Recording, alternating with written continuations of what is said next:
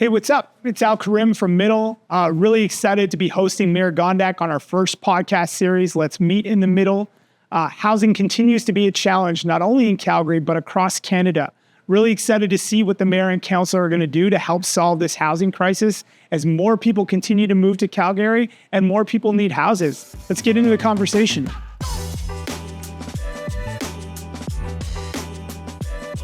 So super excited to be here with Mayor Gondek from Calgary. We're here to talk about housing, which I know is a sensitive topic, but from your perspective, Mayor, tell me about housing today, where you want it to be in 5 years and where we go maybe in 10 years. Well, number one, thanks for having me. And, let's address what you just said, that housing is a sensitive topic. And I don't think housing should ever be a sensitive topic, but it's become one. And I think it's become one because we've treated housing over the last century as an asset rather than a right. And now that we're unpacking all of the decisions that we made over time, especially post-war with the creation of the National Housing Act and Canada Mortgage and Housing Corporation, we really valorized the idea of home ownership.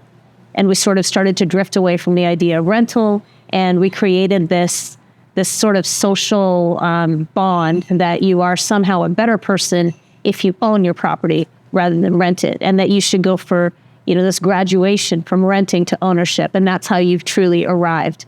And I think back in the day, that was because out of all the assets you could possibly invest in, housing seemed like the most tangible commodity. We're in a very different place now. People can invest their money in any number of ways. It doesn't have to be in your home. And so we're starting to see a segment of the population reject this idea of owning a home, and they're moving towards rental because it gives them more freedom.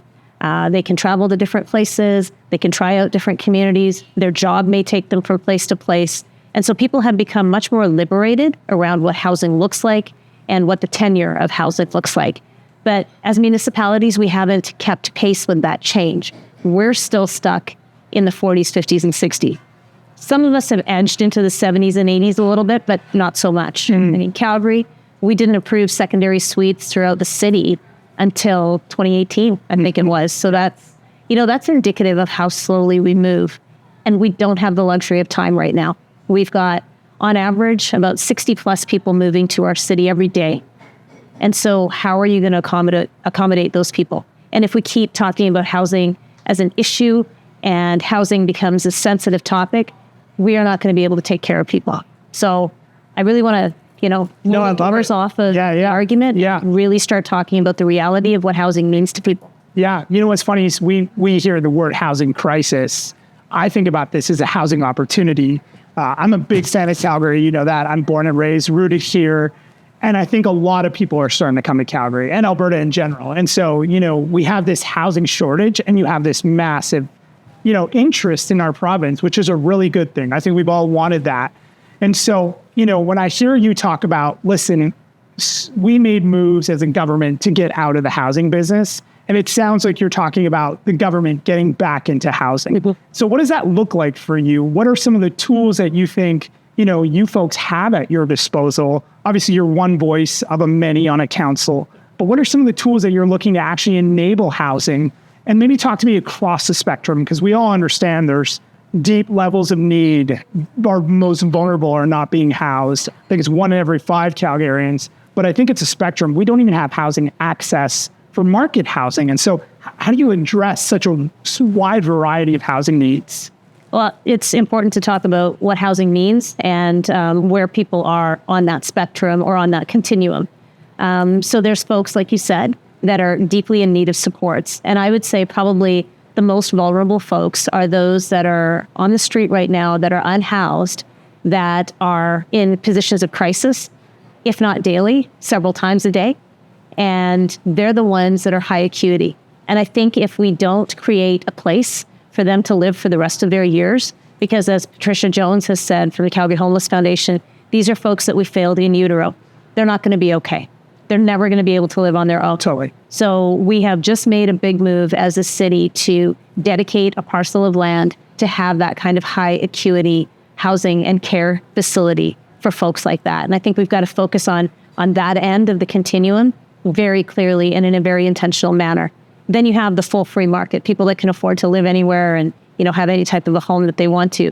But all the way along that continuum are people that are sometimes moving a little bit this way, and then they're falling back a little bit this way to need some more supports. And the bottleneck used to be that people who were almost able to get out of subsidy could not find something in market. Yeah. And I think that bottleneck has become even worse.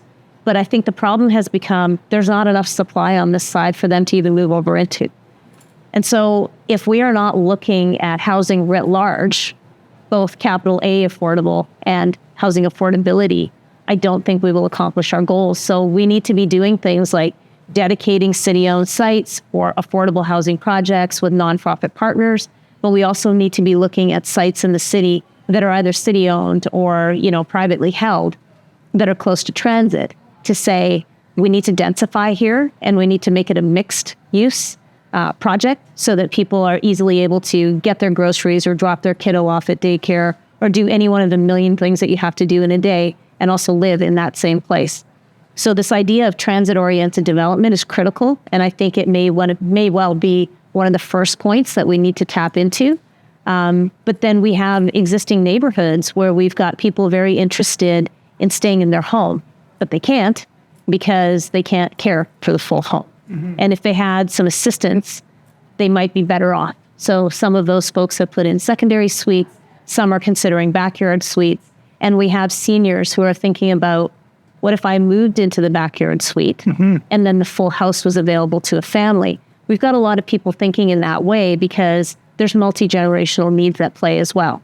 Yep. There's also the extended families that are trying to figure out how they stay together as a unit, but there's not enough space in place in every type of home. Yep. So I think there's a lot of considerations around housing, but I do have to say the move that we made towards RG district in our periphery communities. So if I look at Ward 3 that I used to represent, Livingston, Carrington, when you go to those communities, you've got row housing next to duplexes, next to small single detached, next to beautiful, bigger homes, right?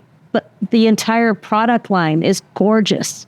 Agreed. And these communities are seamless. Yeah. And there's no uprising of people saying, across the street, I've got a duplex and I can't handle that. That's not happening. And will be no surprise to you. I understand the need for balanced growth. I actually think council in the city has done a much better job at building out our peripherals than our interior. You think about what Dream is doing at Providence, that when that place gets fully built out, it'll be probably one of the best new growth communities, I think, in the country. And so I don't think there's any question that we're accomplishing really good things on our peripherals. I guess where I struggle is, what are we going to do to actually balance our growth? And I know that's been this idea, and I've heard you spoke to the municipal development plan and this goal of, can we have balanced growth? Is that really the goal? Do you really believe that half of our homes will be built within our established neighborhoods? Is that something that is viable, or are we going to continue to have to approve these new communities? I don't think we'll get to that 50-50 goal unless, and I'll use the word again, unless we're intentional. And we haven't been. So we created a document that had a figure in it, and we never found a way to get to there. And I think the biggest problem we had was infrastructure funding. And so to provide the type of infrastructure that's needed to densify a community, those ward councilors and administration had to find money. That's ridiculous to me. We should have a budget that's got that money in it if we actually made that commitment in the municipal development plan. And that's the thing that I struggled with our budget when I was a first-term councillor. There was no money for the things that we had committed to in the strategy. And so now in the budgeting process, we've been very clear and intentional about, if we want redevelopment, then we have to fund this water or wastewater project. We have to fund these roadway improvements. These are the things that we have to do. And that gets worked into the 4-year plan, and it gets adjusted every year as it needs to be. That's how a proper budget works. You talk about what you want to deliver on, and then you invest in the budget. Yeah. We hadn't done that for many, many years. So I think we're getting a little bit better from a budgeting point of view, and I think that'll allow us to accomplish the kind of densification we need. Yeah, and I think you and I have had this conversation from an investment perspective. The most tax positive, best for our city from a business case perspective are homes that we build on existing infrastructure. And I think that gets missed by a lot of folks, not realizing that it's better for all of us as Calgarians to find ways to create more housing because it actually makes our city more sustainable. And ultimately, hopefully, will lower our property taxes. I know property taxes have been a challenge. So maybe talk to me about, I know you're really smart when it comes to the business of cities and how we build. How does that play out? Because I think for many of us, we're like, I think this makes sense. Like you're building where there are things versus having to build new things to service those homes. Well, I mean, if you want to talk about the property tax numbers, for example, when we set the budget in November, it was about 7.6, 7.8%. And when the final came in just this month, because of population growth and because there are more homes, that number fell to 7.2 because there was more people to share the cost of the budget. And so the more homes you have, the less the burden on each individual homeowner. So that just makes, mathematical sense. The other thing that we have to consider is if you don't have to put in new pipes and you don't have to put in new roadways and bridges and all of the infrastructure that's needed, it's going to cost less to deliver that community. And when we're talking about like the ultimate conversion, let's talk about downtown. We took old office buildings and we provided an incentive to the development community and said, if you think you can deliver housing here instead of office space, let's see your best ideas. And they are coming to fruition. There's 13 projects that have been approved. Yep. And they got approved because we had skin in the game as a municipality. Yep. Now, we balance the risk. We don't actually pay that out until the project is complete. Yeah. So, we protected ourselves. Well, and you have an annuity now because you have property tax you created that was empty. So you've reinvigorated an annuity in perpetuity. Exactly. Yeah. And if you have more people downtown and they're already close to transit networks and they're close to employment hubs, and now that we're seeing more grocery stores and we're seeing more, childcare facilities, the closer they are to the things they need, and it's walkable. Yeah. And for some folks, it's easy to take a bike. For some that need to drive, you can still get out to the areas you need to get out to. But we've created that option. So we've revitalized an entire community downtown by understanding that the infrastructure already exists there. And from the private sector, the market is telling us that there are people very interested in taking a parcel in existing neighborhoods and saying, rather than just this single detached home that might not, be able to carry forward into the future or it's had its best days, I think I could put 2 units here. Yeah. I think I might be able to put 3 or maybe 4. And they're coming to us with their ideas of what that configuration could look like. And that's how we created the RCG district. Yeah. So to me, when the market's already talking to you and saying, this is viable, please let us do it because it provides housing, then we need to listen. Amazing. Yeah, let's get into that, obviously, because it's the topic of the town right now. There's this conversation around ending exclusionary zoning. We've seen it across the country. It seems to be really polarizing for folks. And one of the things that I always get interested by, especially from the conservatives and the fiscal folks who are like, yeah, we should get to do what we want on our land. Like, when you think about property rights and what you're proposing, the ability for someone who owns a home, and I think that's something that's often missed, is like someone has to make a decision. A Canadian, a Calgarian, a homeowner has to make a decision to transition, whether they do it themselves or sell it to someone else to actually have middle housing occur. I guess my question to you is like, why is it that Calgarians are really upset about this when, you own your home? Shouldn't you have a right to decide how it can generationally serve you and your family in the future? So there's people that are concerned, there's people that are excited. So there's everything in between as well. There's a lot of folks that don't know what this means. So they're uncertain what a base zoning change means to them in their home on their piece of land that they work so hard for. And there's misinformation out there. Things like you're going to have an apartment building next door to you. You're going to have 8 stories. None of that is real. None of that is true. But if enough people say it, and it's the feed on your social channels, you start to believe it. Yep. And then you don't know who's telling you the truth and who's not. So the biggest thing we can do through a public hearing process and through the open houses that we've been having is actually tell the truth and communicate the facts to Calgarians and, bring down the level of uncertainty and concern and frankly fear so that people can understand what it is that's being proposed. And I think people also need to understand that your neighbors aren't going to sell their homes tomorrow to someone who's going to do something different because they ultimately need a place to go. And right now, we don't have that kind of mobility in the market. So it's not the extremes that people are imagining. But I think people also need to understand, as you mentioned, if your family situation changes and you love your neighborhood, then maybe you can do something different on that parcel of land. Mm-hmm. And maybe you can move a street over because someone has accommodated for a fourplex where you might have a better quality of life because you can't take care of that big yard anymore. Or now you have the opportunity to move into a duplex where your mother-in-law can be on one side and your family can be on the other side, because there's a lot to be said for intergenerational living, but people also need their privacy and they need their space at times. Yeah. So if we're not providing those options in our city, I think we're failing to capture a true sense of community, and we're not building neighborhoods and communities where all kinds of different people have a common bond that they love where they live and they have the type of housing they need. Yeah, no, I love it. That's well put. You said something earlier about government getting into the business of housing.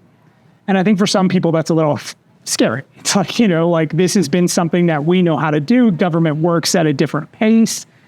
I guess my question to you is I know a lot of people in the industry that are struggling from how much, I guess I would say, too much government intervention and regulation. And so is part of the solution to kind of, like you said, maybe it's getting out of the way and letting the industry take place? How do you balance government intervention versus we need to let the market produce the housing we need? How do you balance those forces? Especially as a local government, it's interesting because we are nonpartisan, or we're supposed to be. And so we don't have a party system whereby, members are told, this is what we should be doing. You have to think about those things, and you have a ward to represent. But in addition to representing your ward, your fiduciary responsibility is to the citizens of this city and to the corporation. And if you are spending an infinite amount of time going through applications that are coming to you for a land use change that gets approved 95% of the time, is your responsibility not to say, this system is ineffective? How can we create efficiencies? And is your responsibility, given the housing crunch that we're in, is your responsibility not to say, how can we expedite this? How can we build more housing? And so if those are the things you're looking at, then we have to be pretty open about how we do that. And this idea of changing our base land use district to allow for more than just one single detached home is a move in that direction. For me, it's government exiting every decision point and allowing the market to run its course with the due responsibility that we have of regulating the built form. So the development permit is still in play, and it still has to be reviewed and it still has to be approved.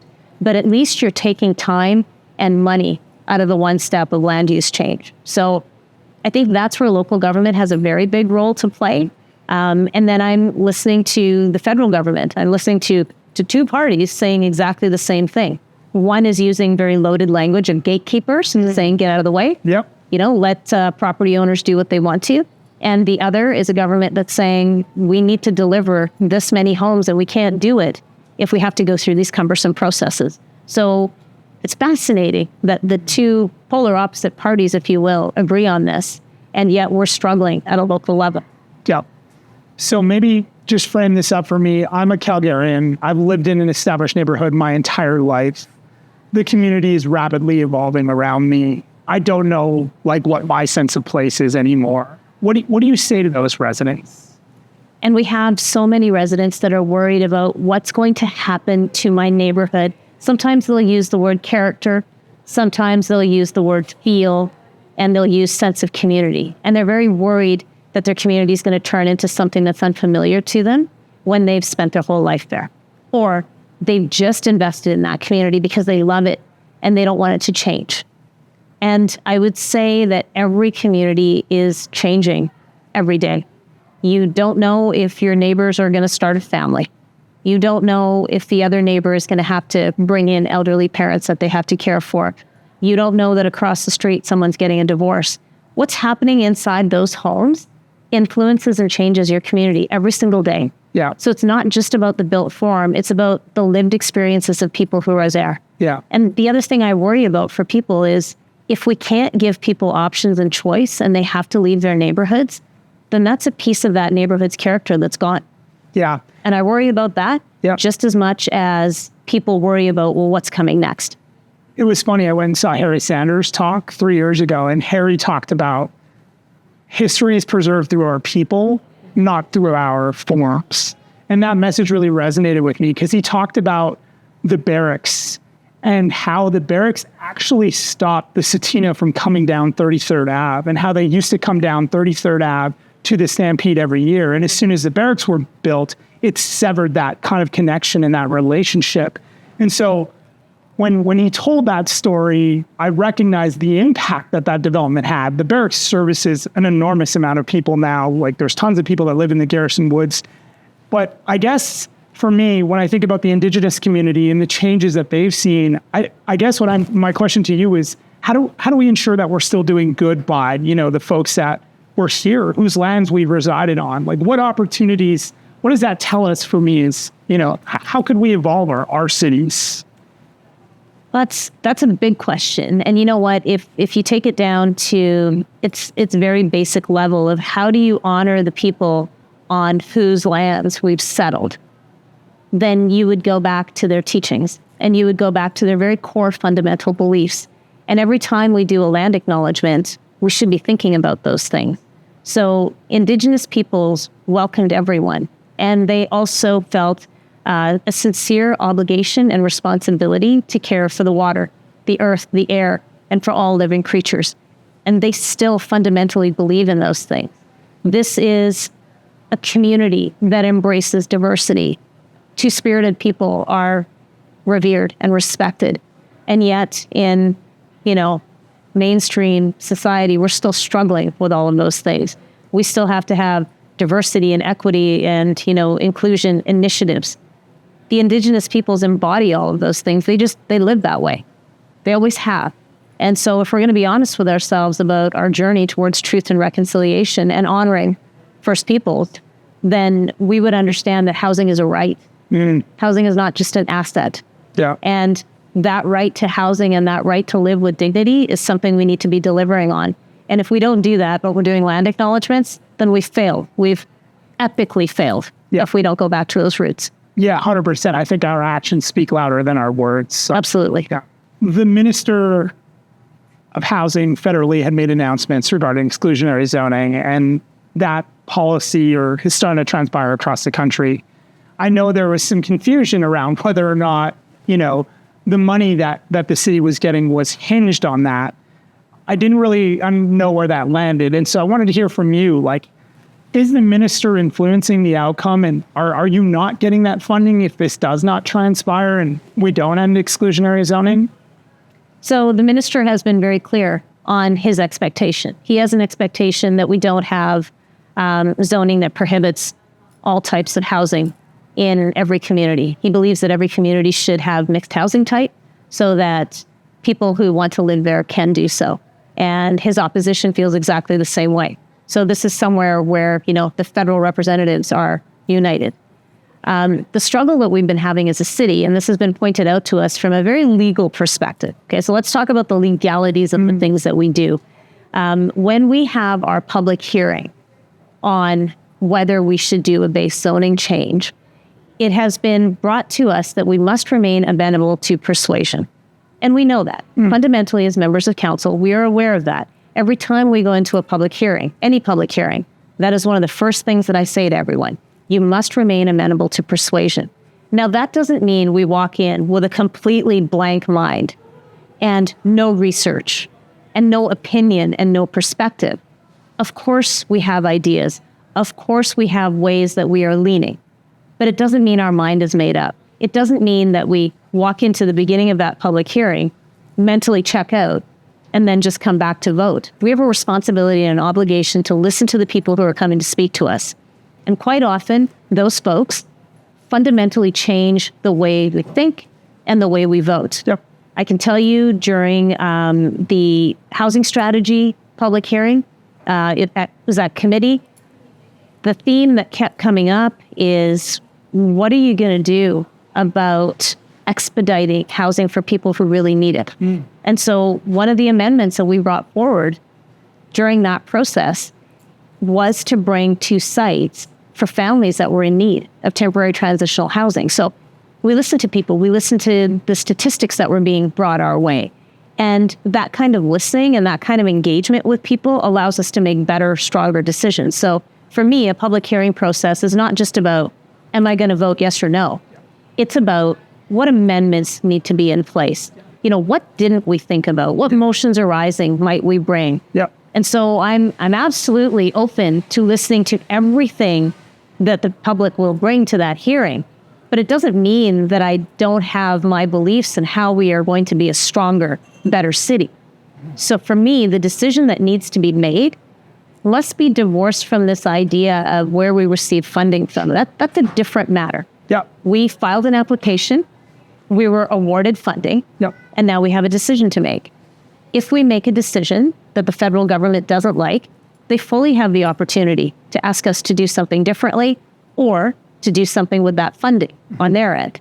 Yeah. I don't know what's going to play out because I don't know what decision we're going to That's great clarity. Yeah. So we have to fundamentally go into this public hearing based on what's before us. And that is, should we change our base zoning so it's less prohibitive? So you can do more than 1 unit on that parcel. Yep. Are you willing to make it up to 4? That's the decision before us. Yep. So I think with that kind of clarity, we remain amenable to persuasion and we make the decision that's before us. Perfect. I think the one thing I'm really curious about is, I'm in the industry, obviously development is challenging. The timelines are very difficult. One of the things that I hope for in middle housing is if this change is adopted, that homeowners can actually start to do this themselves. They could be a call to action. They could help solve the crisis themselves by not only building housing for themselves, but their families and their neighbors and their communities. But the system is super complex. The timing is very unpredictable. And so I think, like you said, zoning is actually just one step. It's going to take an enormous amount of work for us to actually create housing. And so to the building industry, what are some of the tools that you're deploying that, could make it possible to actually produce the amount of housing that we need? So we've done some things like looked at the funding that we received through the RHI funding from the federal government, Rapid Housing Initiative, and we've tried to figure out how we can spend it to activate the builds being quicker. And so the announcements that we made over this last month for affordable housing, for example, we included an incentive, a per door incentive, $75,000 or whatever it might be, to get things moving quicker. Because if we can provide those incentives and it moves the needle quicker on getting housing out, then that's what we should do. And I use the examples of the downtown conversions again. If we hadn't provided that incentive funding, I don't know that those projects would have moved as quickly. And now that they're moving, we've got occupancy in some of them coming up right now. Yep. And so when government gets involved in a way that offers incentive, it expedites processes. When government gets involved in a way that puts up stage gates, then we are not doing ourselves any favors. So I would rather be based on the incentive model to deliver on what we need and to really get all of the red tape out of the way that we don't need. Yeah. It's nice to want beautiful design. And I agree with beautiful design. Yeah. But we're talking about building housing. So let's make sure we're not folding things up because we don't have the roof pitch exactly right. Yeah. Let's make sure that we're building housing and not just getting worried about the detail. Yeah, prioritizing the things that we need the most. Exactly. I love it.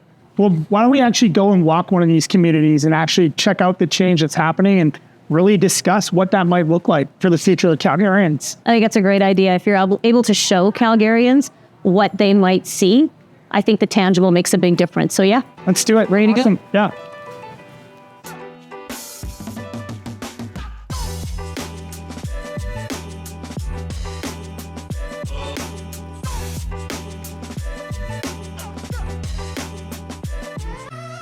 Awesome. So we're here in the community of Albert Park, Radisson Heights, one of Calgary's oldest established neighborhoods. And we kind of wanted to walk and kind of watch the change that's happening and kind of get your perspective at Mayor Gondek. Like, how does this work? And, how do folks feel comfortable about the transition and what's happening here?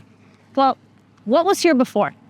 This is a single family home. Okay. Yeah. So it was a single family home, single detached, Yep. right? Yep. And so now we've got the opportunity for multiple folks to live here. Yep. And it's not a giant apartment building. It's not 8 stories. It's not the fear stories that are out there. So to counter the type of misinformation that we're hearing, it's important to see what you could have on a corner, for example. And then as you go through this neighborhood, you'll be able to see that there's some single detached homes that have been put up on existing lots that are actually about the size of this. So it's not necessarily how many units you have that dictates how large or imposing something seems. It is absolutely the design of that product. And that design phase comes during development permit. And I know that sometimes it feels to Calgarians like we speak a lot of planning language and it doesn't make a lot of sense.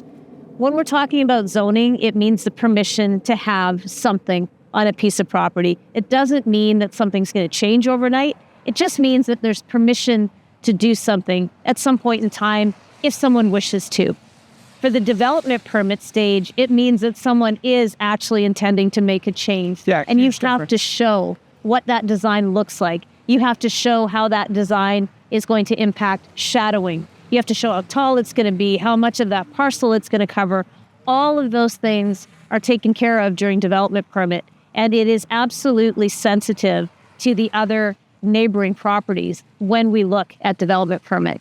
But that's not what the base land use is. The base land use just means the permission to have 1 unit, 2 or 3 or 4. So that's the difference. Mayor Gondek, I think people are generally, they don't understand what this is going to mean for them. And I don't think anyone really today feels like they're going to be a developer or they might know how to do this. And so, they're thinking about traffic, they're thinking about density, they're thinking about the schools being filled. How is the city going to actually help alleviate some of these concerns? It's a really good question. I mean, if you look at parking, most of the development permits that we see include an element of parking. And these are studies that people have done. It's research-based. And the person that's coming with the application says, I can provide this much parking on site, or there's this much street parking, and this is how we think we're going to manage people's vehicles. We have to get better at transit in our city, too. We have to have more transit in more locations so that people have that option available to them, because I think that's the great equalizer for folks. It's more accessible if you have good transit routes. And then there's the stuff that's under the ground, making sure that the pipes are adequate for the number of people that are going to be living in a community. We have to make strong investments in our budgets. And those are the kinds of responsibilities that we have as a local government. At the same time, we need partnerships with the province. They need to be able to tell us that they're going to deliver on the schools that we need or the hospitals that we need. So all of this has to be done in strong partnership with the provincial government. But our job at the city is to make sure that we're getting out of the way when it comes to people with a parcel of land wanting to provide more housing. Yeah. And so when you think about parking specifically, because I think that's one of the biggest resident concerns, you talk about, transit as an opportunity. I guess one of the questions that I have, is it realistic for Calgarians to kind of live without parking? Like, are you seeing more people, not necessarily needing a car? And how does having a car and not having a car in your mind contribute to the cost of living? I think there's a lot of Calgarians who will need to rely on their vehicles because of the things that are happening in their lives. There's folks that have got to get to their jobs, they've got to get their kids to hockey practice or whatever it might be. So living without a vehicle is not necessarily an option for every Calgarian, but it certainly is for some. And we are seeing that. And let's keep in mind the talent that we're attracting to the types of jobs that we have in technology and innovation. A lot of those folks are coming from places where they've never relied on a vehicle. And the younger that folks are, the less likely they are to get their driver's license as soon as they turn 16. And some of them just don't want to have a driver's license at all. There's people that are relying on, Uber, they're relying on transit, they're relying on their bicycles, they're relying on being able to walk to wherever they need to go. So I think we've got to consider that there's generational changes that we need to understand. There's also people that are aging out of their family home. So the empty nesters that are now wanting to get rid of that home and move to somewhere that they're easier able to get to all of the things that they enjoy. They can walk to the theater. They can easily get to the restaurants that they want to. They may go down from being a 2-vehicle family to 1. So vehicles are absolutely part of what we need to accommodate, but it's not the only thing. Yeah. And so we've got to think about what the city looks like and who's interested in living here. Yeah, and I think you mentioned like it's priorities, right? Like, are we prioritizing housing? Or are we prioritizing vehicles? And what is that balance? And so, we've stopped here, and it's interesting because we were at a fourplex down the corner. Yeah. We now kind of find ourselves at what are two, fairly large single-family homes. Talk to me about what zoning does. Like, does that mean you can't have this? Or can you still have this and have that? So this street is interesting because you've got a duplex right next door. Yeah. You've got a single detached, Yeah. duplex. I think it's a single detached, and then you've got a fourplex. Yeah. And they don't look that different from each other. Yeah.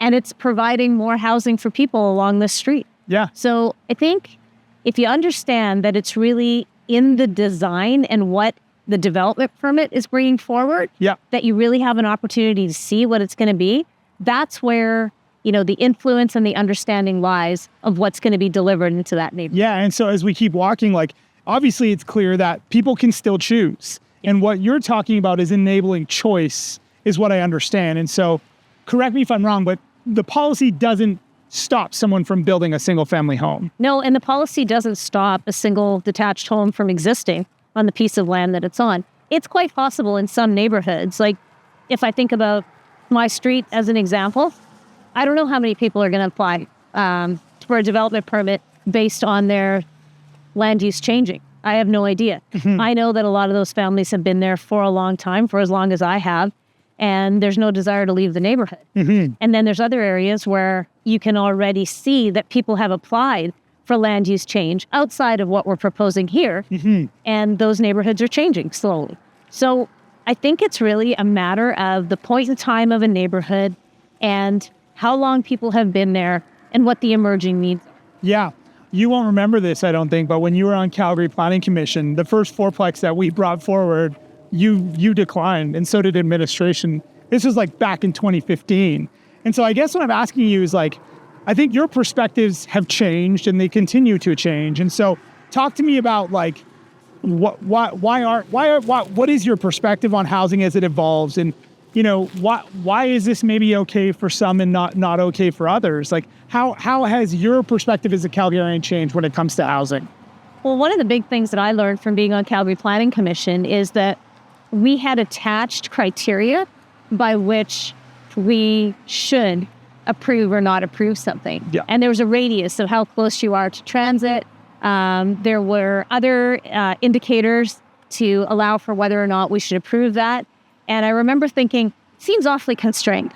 And so now, we understand that those are a guideline, that it's not restrictive. Yeah. And so my understanding of what makes sense has changed. But I would say the biggest thing that's changed for me, we've got 60 plus people a day moving to our city. They're going to need somewhere to live.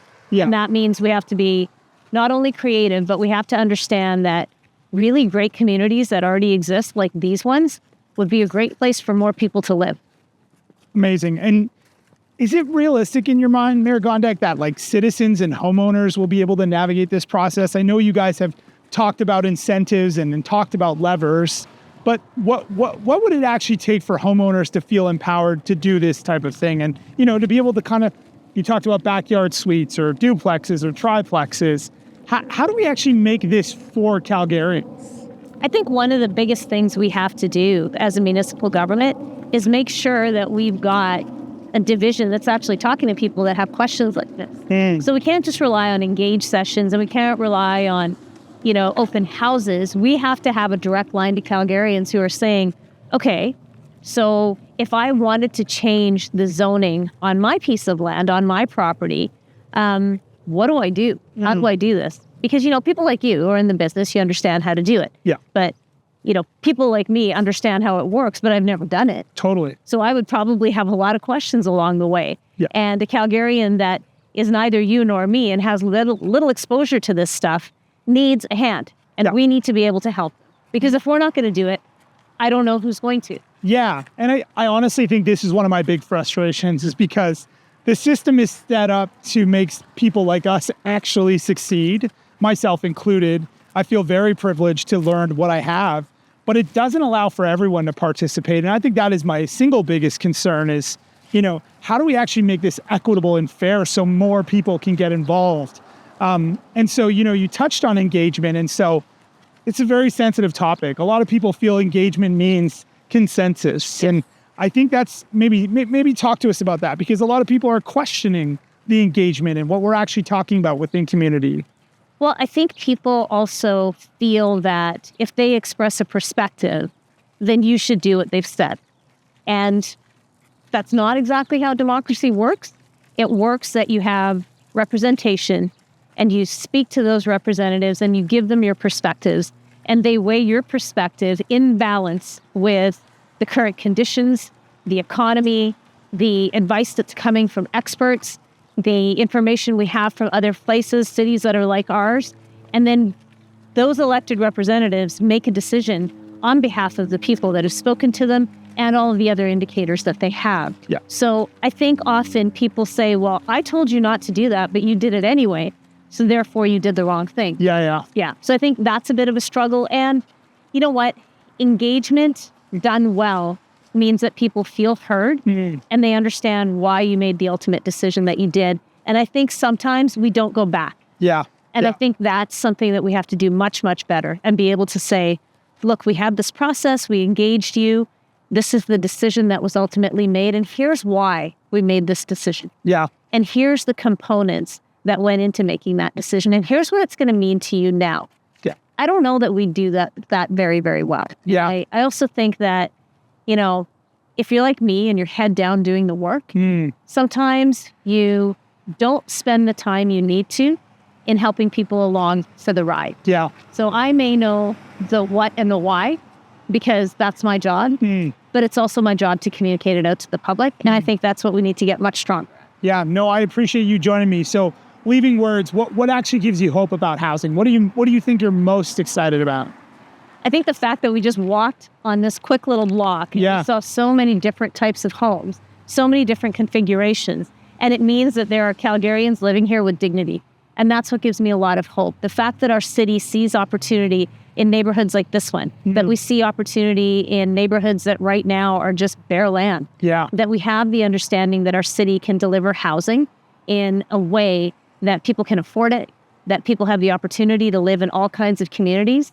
And every community is stronger because of the difference of the people that live there, as well as the common bonds that they share. Awesome. Well, I appreciate your time, and I look forward to watching the discussion take place here in the next month or so. And best of luck. Thank you. Thank you. Awesome. So you just heard Mayor Gondek here with myself in Albert Park, Radisson Heights on the cliff of downtown. It's actually the neighborhood that I was born in. I'm excited to see what happens here next. Housing is really important, and I believe all Calgarians should have access to housing. Mayor has it cut out for her. Council has it cut out for them. And I think it's important that they hear your voice. April 22nd is your opportunity to get involved. Thanks for joining. Looking forward to talking again.